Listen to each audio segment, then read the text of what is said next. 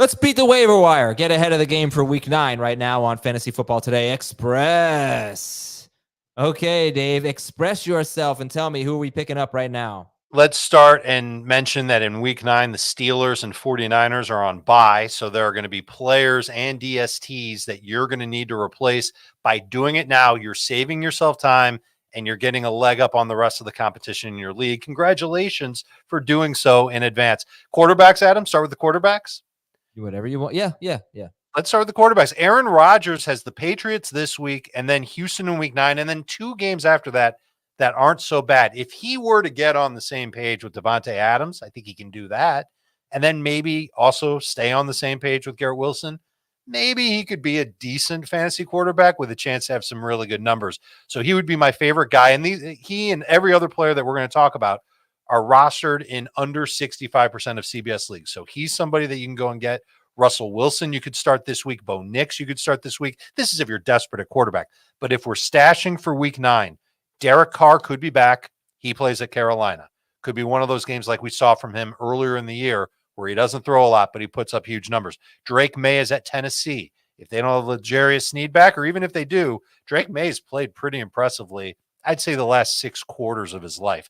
Marcus Mariota, if there's no Jane Daniels, obviously, if you're watching this and Jane Daniels is playing on Sunday, forget I'm even saying it. Use the thing from Men in Black. But Marcus Mariota plays at the Giants in week 9. If he's the starter, he's not bad. And of course, Matthew Stafford is somebody that you're going to want to add after his big game. He already played in week 8. We can't add him now.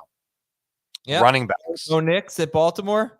I don't want Bo Nix against Baltimore. Call me crazy. Okay. I don't really like Bo Nix against Carolina, to be honest with you. Okay.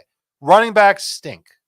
The running backs that are available under 65% of leagues on CBS, so you could use this week. I found Justice Hill to be the best one.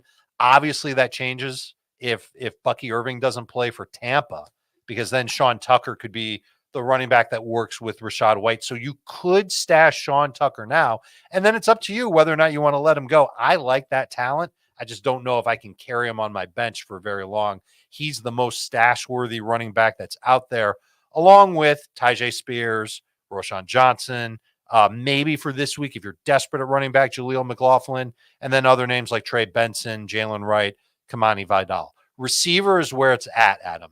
And you've been on Rashad Bateman more than anybody else on our show. So kudos to you. You should add Rashad Bateman anyway. But if there's no Zay Flowers, holy crap, against Cleveland, I could see him having a very good game. He's already like a decent floor PPR wide receiver. He could be so much more than that if one of those targets for Lamar isn't even on the field. Yeah. I'd rather stash Demario Douglas. Now, I'd rather play Bateman if Zay Flowers were out. Correct. But we're just talking about beating the waiver wire and stashing. Demario Douglas is 46% rostered now. So don't penalize him for being sick last week. I still think there's a potential for him to be the lead receiver for Drake May and be a better version of Wan'Dale Robinson. I think he's the best wide receiver on the Patriots. Other wide receivers that you could use this week, you can find them on your waiver wire. Dontavian Wicks, Jalen Tolbert, Cedric Tillman. This list gets depressing quick. Jake Bobo, if there's no DK Metcalf, Alan Lazard, and Alec Pierce. And then obviously those names are all very stash worthy, but in the event that you want to just stash and see what happens, this is more for the deep leaguers out there. Adam Thielen, Nick Westbrook-Akine, that's 3 names. Troy Franklin, Rome Odunze, Sterling Shepard in PPR leagues. What if he's the replacement for Chris Godwin? That might be somebody I'd want to have on my bench. His teammate, Trey Palmer, should play a lot. Brandon Cooks is going to be off the IR soon. And Quentin Johnston, kind of a favorite of mine. If you've got the roster space, you could carry Quentin Johnston. Are you ready for tight ends? Oh, yeah. Hunter Henry is still available in about half of CBS Sports leagues, maybe 40% of CBS Sports leagues. He's a must-add. And you know that he's got the Jets matchup this week. Should see a lot of targets and put up some good numbers there. Noah Fant is the only other tight end that is startable, except for Taysom Hill.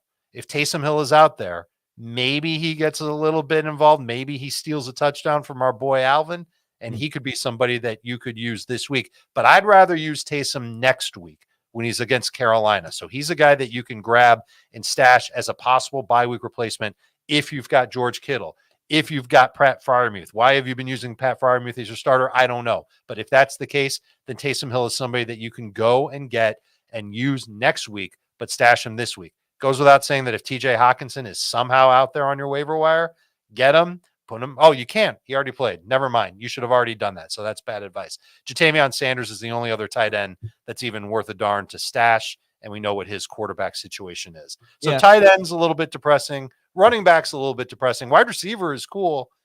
DST is pretty cool, Adam. Who do you think my favorite DST to stash is? Oh, let's see who the Giants playing. Commanders. They are not my favorite. In fact, the Commanders are my fourth favorite. Did you say the Saints? Not the Saints. The Saints are so bad. The Saints are number one. No, they're so bad. I can't even. I know they've been bad. They're going to get their top tackling linebacker back in Pete Werner. Say that 10 times fast. But Pete Werner will be back this week. I think he might make a difference. I am willing to stash the Saints DST, see how they look in their matchup this week. I'm not expecting big things from them. I don't want to use them this week, but they play at Carolina. And if that Panthers offense looks dreadful, I will probably not have much reservation about using the Saints DST in week 9. Bengals play the Raiders. I wouldn't mind using them. The Patriots play the Titans. I wouldn't mind using them. But those are 4 DSTs, 4 that you can go and grab right now and use to replace the Steelers or the 49ers. Everybody's been using those DSTs. Highly recommend one of those. And I don't mind starting with the Saints. And if they look like total crapola, then I can move on to one of the other ones. But if you need a DST this week, Packers are still out there. Eagles are still out there. I don't love either one of them, but they will get you some numbers. I think the Packers defense is better than their numbers have shown. We're going to take a quick break, and when we come back, we'll answer your questions on FFT Express. Okay, we are back. Some tight end questions. McBride or Ingram? I believe I have Evan Ingram ranked higher. If I could say his name properly, that's who I would say. Tucker Kraft or McBride? I'll go McBride there in PPR, but Kraft and non. Uncle Ted says Bateman could be a league winner, and then Rinkside Rips says Bateman isn't that good.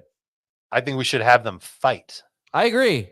Let's get you guys together, and we will we'll make that happen. Maybe just a thumb war, not a full-on fight. Bateman hasn't been that good. But I think you should just, one more time, Adam, tell people what you saw from him. Yeah, I said it on the show yesterday with Jamie and Heath. I mean, I watch his receptions. Sometimes I watch the guy's routes. Sometimes I watch his targets. Sometimes I just watch his catches. Depends how much time I have. He is destroying people. He is really fast.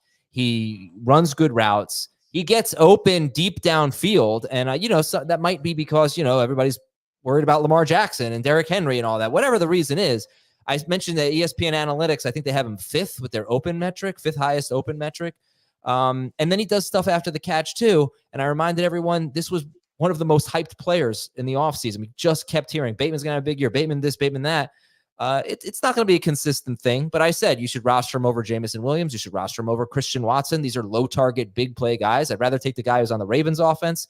And of course, Zay Flowers is hurt. So we are encouraged by what we're seeing from Rashad Bateman. So absolutely one of those guys that you could stash whether you need him or not, just to see what happens. Who knows? Maybe he ends up being a piece in a trade you make a week from now to help you acquire a really good player. There's one last thing before we get out of here.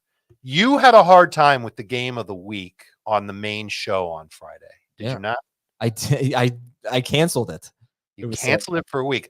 I'm going to uncancel it. All right. Ready? I've got the game of the week for you. The game of the week, yeah. Seminoles and the Hurricanes. Yeah. Maybe the Noles will put up a fight, but it's all about the U. Yeah. Yeah. Yes, Dave. Well done, sir.